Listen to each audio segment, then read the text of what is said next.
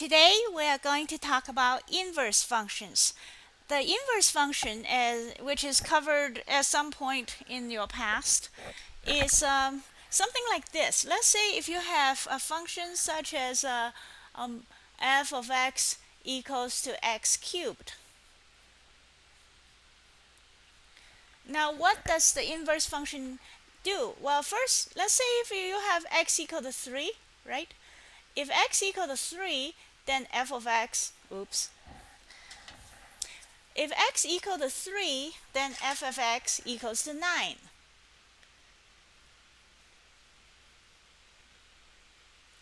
Now the inverse function is something like this. That let's say we define it as, say, call it g of y, such that where where y equals to 9, then g of y equals to 3. That is, g of y would be the inverse of x cubed is the cubic root of x. That is, the inverse function does just takes whatever this spit out, the result, and hit it back to the origin, or hit it back to where it come from. It does the exact opposite. So on the graph, the inverse function happens. So basically, what happens is if f of x, you have, say, for the function f, you might have 2 points, which is x and y. Okay. The inverse function g has the similar points except the reversed, yx. Okay, that's the corresponding point for the inverse function. On the graph, then the inverse function looks like this. Now I will draw this thing here. Basically, let's say we'll only draw the first quadrant. Well, let's say you have a function that looks, I don't know, something like that, right? To come up with the inverse function, what you do is you draw the y equal to x line. This is the y equal to x line, and that's your mirror. And you will use this mirror to reflect this thing on the other side and create a mirror image. And you create mirror image by taking each point on the f and flip it around. Every xy turns into yx, and then that will provide you with the inverse function. And being that we're in derivatives, we're interested in the slope of some point. Let's say we have xy here. Okay, that's xy, and here's the corresponding point yx reflected. What is the slope of this thing? The slope at this point, that is the derivative. If you call this slope, say, q over p, let's say it equals to q over p, right? Then the corresponding slope will happen to be, you just flip it around as a fraction. Then the corresponding point on the inverse function is p over q. Now there's a geometric way of proving that. It's also fairly obvious to the eye, but we're going to prove it with the chain rule. All right. So and we'll do that right now. Now to prove it with the chain rule, remember that I'm calling g of x is f inverse of y. I mean g of y. Okay. We call it. Your book use slightly different notation, but I feel that calling it g of y is a little clearer. So, but it's the same thing. Therefore, we'll prove the inverse function theorem, which is on the next page, which says this. We first start with this formula. I'm at the bottom of page 299, where it says we start with this. Here's the proof. We first say that x equal to f of f inverse of x. All right. We'll just go with this for now, so that we're identical to the book. All right. Now to crank this out, we have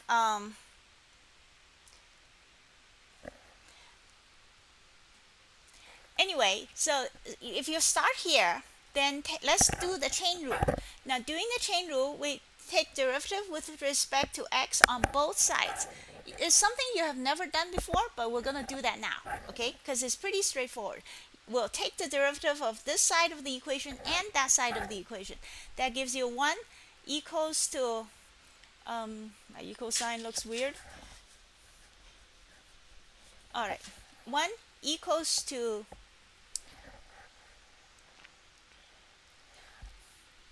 first you take the derivative of the outside, f prime of whatever's in there, and then you take the derivative of what's inside, which is this is f inverse of x. What the derivative of what's inside is f inverse prime. And notice all those signs. Prime of x. Now this is one function. It is the inverse derivative. So from that you get. So we'll isolate this thing. So f inverse and derivative of x equals to 1 over f prime, f, the derivative of f of the inverse minus 1 of x. Well, put it another way. Now there seems to be a lot of primes and inverses here. And well, first let me remind you that the inverse is not the same as 1 over. For example, when x equal to, when you have x to the minus 1, that's equal to 1 over x, right? But f minus 1 just means the inverse. It has nothing to do with this. Now in the meantime, let's go back to looking at this thing. Let's flip to the next page. So the conclusion of this thing is that the inverse function, that is the g prime of the inverse function theorem on the next page, g prime of y equals to 1 over f prime of x. I'm going to rewrite it this way, where x equals to g of y. That was our original definition. See, g of y equals to x because they are f of x equal to y right here. Okay, f of x equal to y and g of y equal to x. That's why they're inverse functions. I'm going to write it this way because I feel that that's a little clearer. And the point is, what this thing essentially says is that the inverse function, as we mentioned earlier, the derivative of the inverse function is simply the flipped over ratio of the derivative of the original corresponding point. That is, the derivative of y comma x is 1 over the derivative at x comma y. All right, now to explain that, well, let's look at an example now. The next two examples, 3.60 and 3.61, seems very odd, so we're going to skip it and go straight to a homework. I think it's better if you, yeah, let's look at the homework. Such as, the homework says, let's look at the homework problem, all right, of 265. This is the section of the homework. Where is the homework? The homework is on page 306.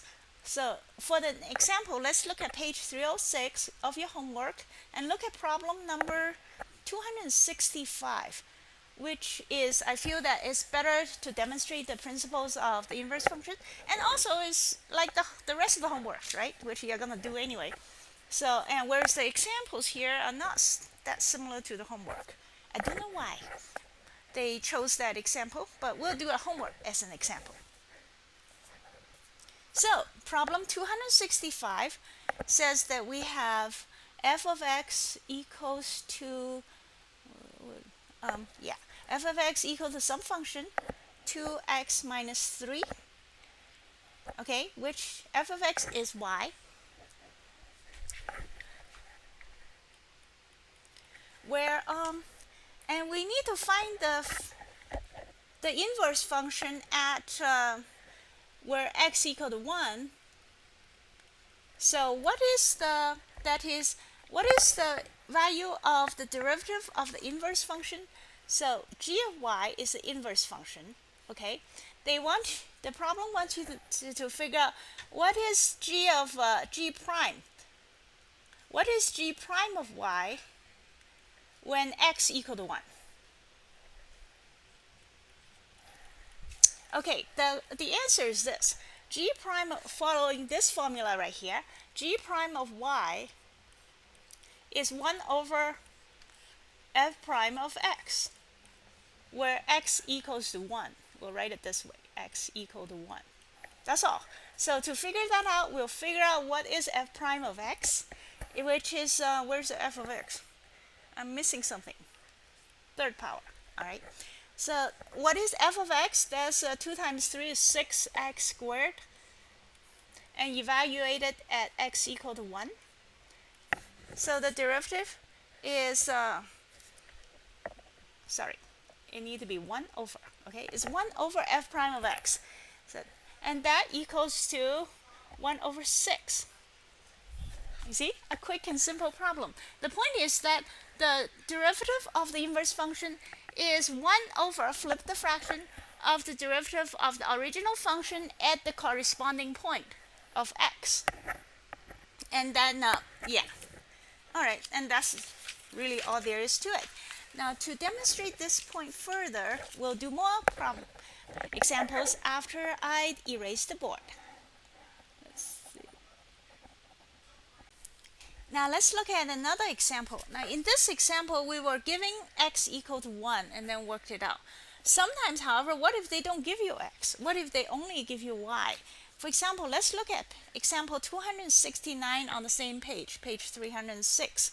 So number 269,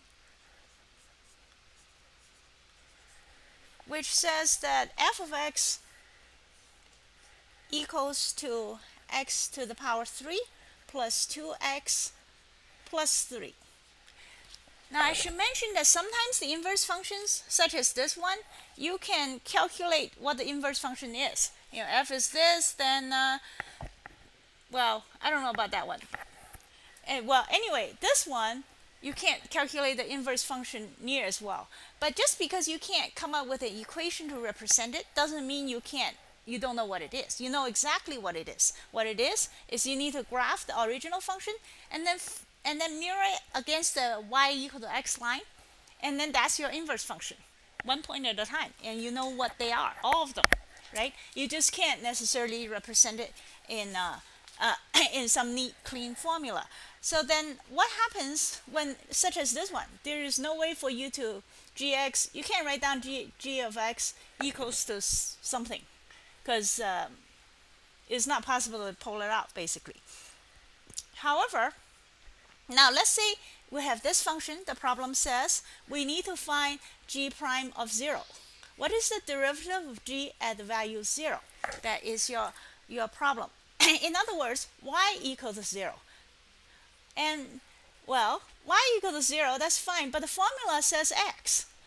Okay, so, well, that just means you're going to figure out what the x is. What is the corresponding x when y equals to 0? So you solve this equation as 0. X cubed plus 2x plus 3 equals to 0.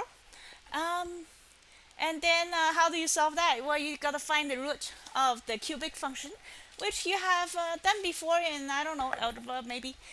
But right now, what we're going to do here is you have two choices. You either type this thing into the graphics calculator, which will show you immediately where the root is, or you can stare at it and try to come up in your own head what kind of number will go in here and end up make this equation 0.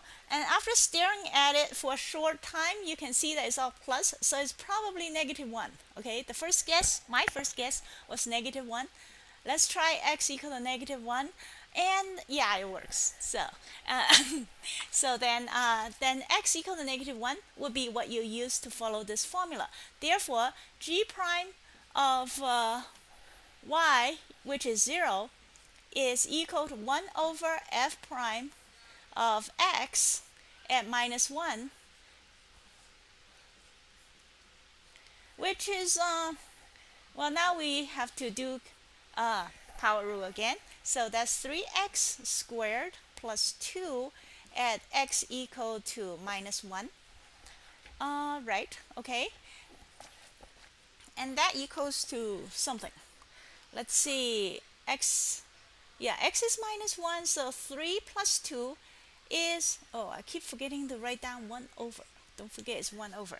And 3 plus 2 is 5, so the answer is 1/5.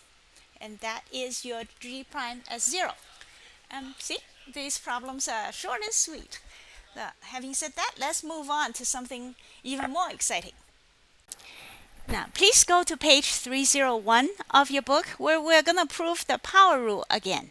So far, we have done the power rule for positive numbers, integers, and negative numbers, also integers. But what about fractions? As it works out, the power rule works for fractions as well. So, and then to show you what that means, please look at your book that explains the power rule, which is what we're going to prove as two things. The first one is the power rule for a fraction that's simpler, d by dx.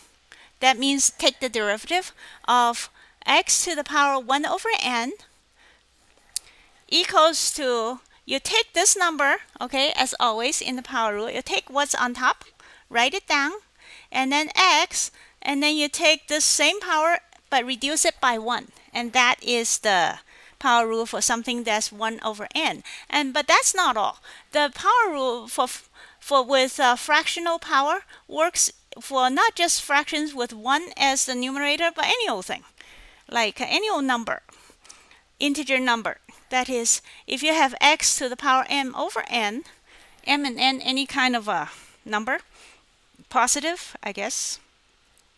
Are they both positive? No, they don't have to be both positive, really. N has to be positive, but this doesn't. This can even be negative. In any case, because, well, whatever. The point is, again, you take the power of the power rule, follow the power rule, write it down, and then you write down x, and then the power reduces by 1, just like the regular power rule. All right, having said that, now let's prove it. The proofs, the reason why we're talking about this right now is because the proof uses a bit of the inverse function theorem. So let's look at the proof. The proof says, first we will design a function called g of x, all right? And g of x we'll call it x to the power 1 over n, like that one, okay? We'll call that thing g of x. And then, of course, g of x is the inverse of a different function that's called f of x equal to x to the power n. So then, by the inverse function rule, which I erased, but you can look it up, a couple of pages ago, it says the inverse function derivative rule says that g prime of x, that is the derivative of x, is equal to 1 over f prime of g of x.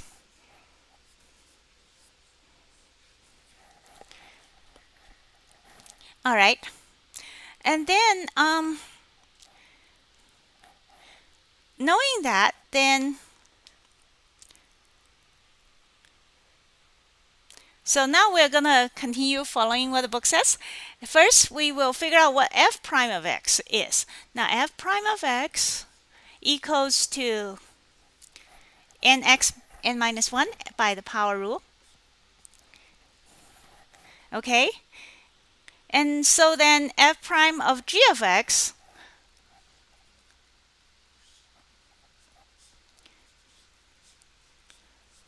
which is that thing, will be equal to, you plug it in, n x n minus 1, except that this time x has to become g of x, which is x to the power 1 over n. Now, and therefore, right. So g prime of x is this stuff, okay? So following this formula right here, g prime of x equals to 1 over all these things. 1 over n x to the 1 over n to the power n minus 1. And now you're going to have to do some rational, what is this called?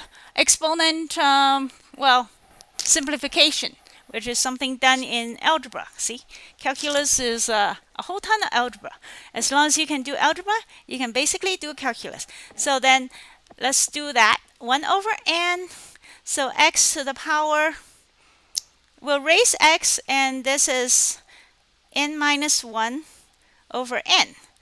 Where you multiply this and then flip it around to bring it on top. That's part, which in another way of saying it is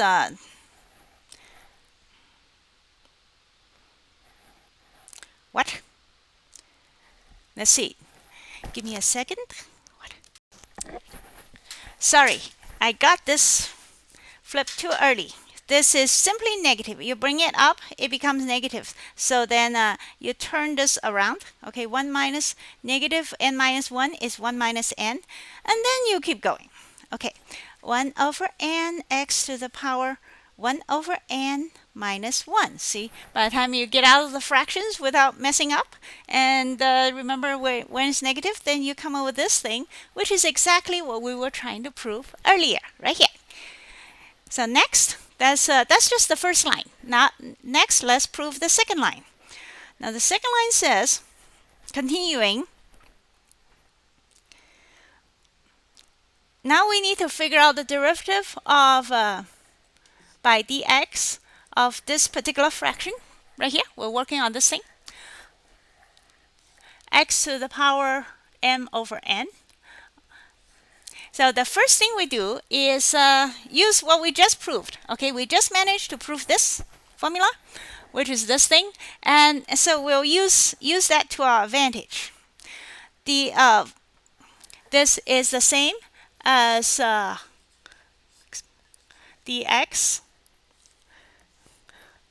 x to the power 1 over n, and then to the mth power. See, right here. That's what we are making it look like this one. That way we can use this formula. So, and then now we're going to apply the chain rule. The chain rule says, well, when you take the derivative of that thing, then okay, this is a composite function. Is some function in here raised to the power m. So by using the chain rule, power rule, then we have this equal to m, okay, times whatever's inside, right, to the power m minus 1, applying the chain rule, and then take the derivative what's in here. Well, what's in here? First, let's write down what's in here. X to the power 1 over n, and then we'll do the derivative of this thing, which we just now worked out, is this one. Okay, so we'll copy that down, which is the derivative is 1 over n x 1 over n minus 1. All right, that's so far so good. Now we have, what do we have? We have x's with a bunch of fractional exponents. That's pretty prone to error, okay? But if you hold yourself tight and work on rational exponents, fractional rational exponents, and remember what's what. Now first, let's remind ourselves that if you have xf to the power a times x to the power b, oops. When you have x to the power a times x to the power b, that is just equal to, I'll write it on this side so we don't cram it in. It's just equal to x to the power a plus b. Okay, that's one of the basic rational, basic exponent rules. And having said that, now keep that in mind while we plow through all these fractions. First, the numbers. The numbers are just m over n. So far, so good. And then the power x, now we'll round it all up. This multiplies, okay? Multiplying, you get the fraction m minus 1 over n. And then this one is just that, 1 over n and minus 1. And then what happens in between? Well, it adds. Remember, even though these are two complicated looking fractions, in the end, you're just doing addition. All right, so let's get through these intro algebra addition and see if we can come out not messing up.